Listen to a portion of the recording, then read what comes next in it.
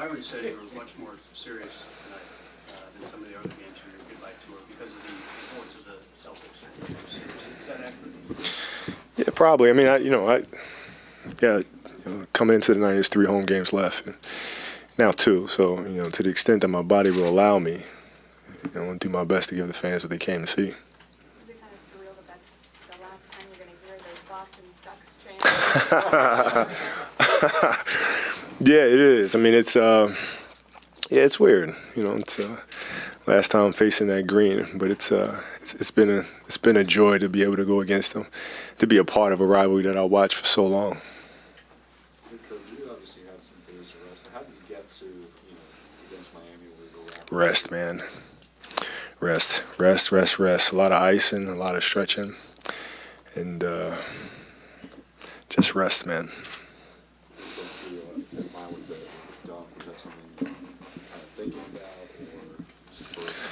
Yeah, I thought about it. My legs felt pretty good, so I just said, what the hell? Might as well try it. These games like this, 34, the dunk, where everyone thinks you may rethink the dynamic, maybe heal, who knows what, come back. Come back where? Nights like this? No.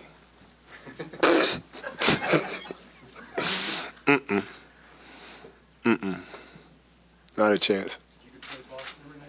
I'm good. Not a chance. When you were calling for the ball, did you really want it tonight and out of respect for the history of the Lakers Celtics rivalry?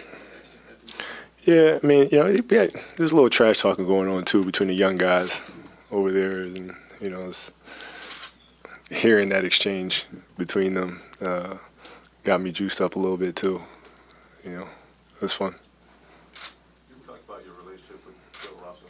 What type of mentor has he been to you, and I guess what were the biggest lessons? He's been an unbelievable mentor, and especially from the standpoint of leadership and understanding group, team dynamics, and some of the experiences that he's went through, and how he was able to manage some of the teams that he's played on and some of the difficulties that he might have faced. And he's been an invaluable ear and voice for me in my career. I guess what are the dynamics that he's... They're all different. So, of course, he's won a lot of championships. We all know that. But every championship team that he's been on all had a different dynamic, all had a different challenge that he had to deal with, from, teammates not seeing eye to eye, getting guys to fit or believe into their system or role, dealing with success, pulling a team out of failure. I mean, all those things have been things that I've gone to him for. You've spent, I guess, probably the last 8 or 9 years now looking at younger players in the league and seeing them. How long did it take you to feel like you really found a voice that was true to yourself, maybe carrying yourself that was true to yourself? I think it just comes with time, and it comes with age. It's interesting when you first come in the league, you're really trying to figure out what's what, what's the right thing to say, what's the wrong thing to say, trying to avoid conflict or controversy. And then as you age, you kind of realize that no matter what you say, there's always going to be conflict, always going to be controversy. So, the best thing to do is just be yourself. And, if there's going to be controversy or conflict created, at least it's being created from the person that you truly are versus a version that you're trying to present of yourself. No, it's not that you're trying to pretend. You're trying to always put the best version of yourself forward, versus what I've been able to do in later stages of my career is just be me. If I think it's a stupid question, it's a stupid question. If I feel like if I'm moody today, I'm moody today. It just is what it is.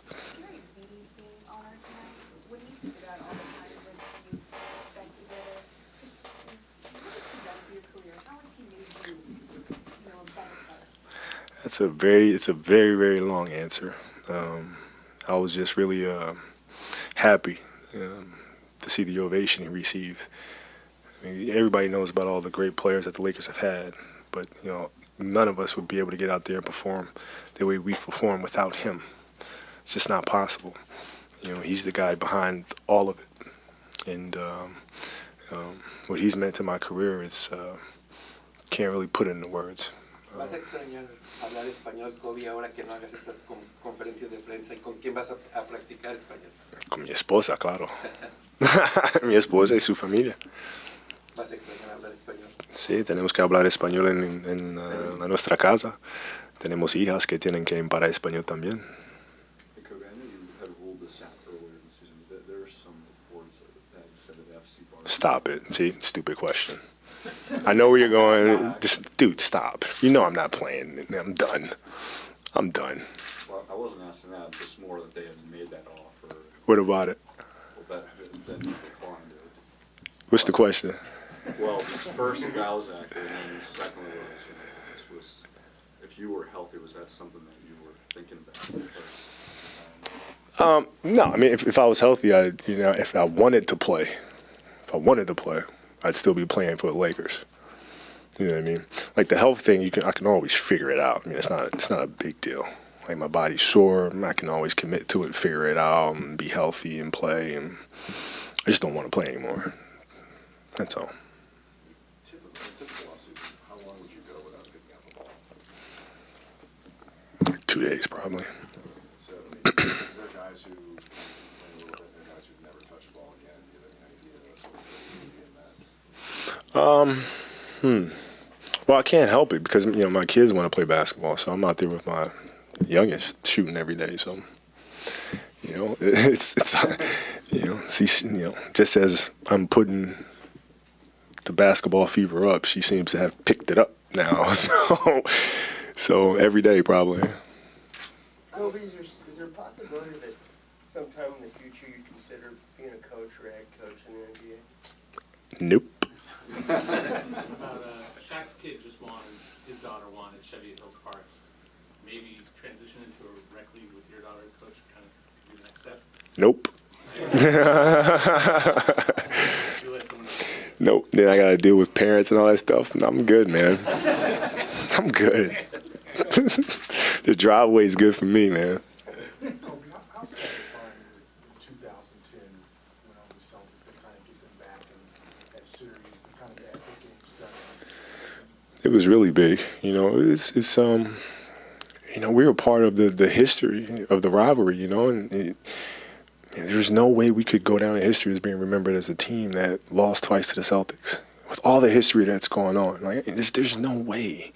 There's no way. So above even winning the 5th championship, it was more like not disappointing the memory of this organization and the rivalry that's been there for decades. Yeah, that was more important.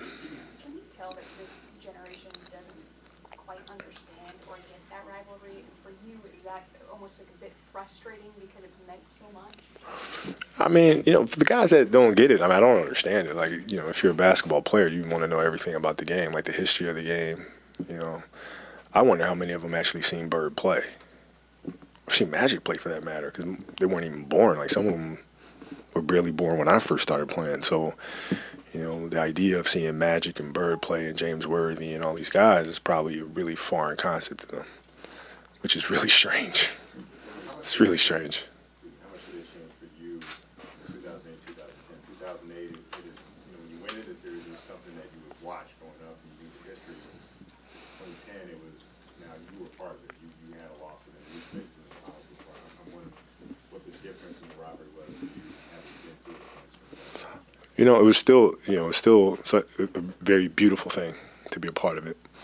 But also, it was the pressure and understanding what this finals meant, especially 2010, because you can't lose twice to these guys. I don't care how many Hall of Famers they have. It just can't happen. There's no excuse. And so, as a team, we completely understood that. I understood that. And it was just, by any means necessary, we're going to win this damn series. I don't care what we have to do. We're going to figure out a way to get it done. More, I remember Game 7, just the concentration, taking on the free throw, and just the concentration, you said it probably about 50,000 times in the course of your life, probably more. Have you ever been more on empty after any kind of season or anything than you were at that point? No, that was the toughest. My knee was messed up throughout the playoffs and had to get it drained and all this other stuff, and I could barely bend it. Finger was broken. There was a lot of stuff going on, bone chip in my ankle. I mean, it was just a lot of behind the scenes stuff going on in that series that we had to kind of tend to. So, aside from just the energy that it took to pull it through, I mean, there's a lot of physical things that it was just like, I was jacked up. The psychological end of it is always interesting to me, because it really did seem like you were just, that was it. Like, there were a game 8, it would have been a problem. Yeah, well, you know, it's psychologically draining to try to prepare for these guys because you had so many weapons. You had to, you know, staying up all night trying to figure out the schematics of things and communicating to the guys, and you know that portion of it was mentally draining. And then figuring out, you know, how are the guys feeling? Are they ready? Are they feeling the pressure? Are they nervous? Are they, you know? So it's all those things that, you know, I was trying to manage, aside from them preparing myself for the games. I think you've said this before, but was 2010 the most important championship to you? Yep, no question about it. No question about it. No question. Because to lose that one and to be 0-2 to the Celtics, that is a non-negotiable. You cannot do that. Kobe Can't. cut flesh, you've cut bone over the last 20 years. Gary Vee's always been there at your side. Was there a profound moment physically with Gary Vee that you remember in your career? A lot. There's a lot of them. There's a lot of them. But our first finals in Indiana, I think, is the one that really stands out.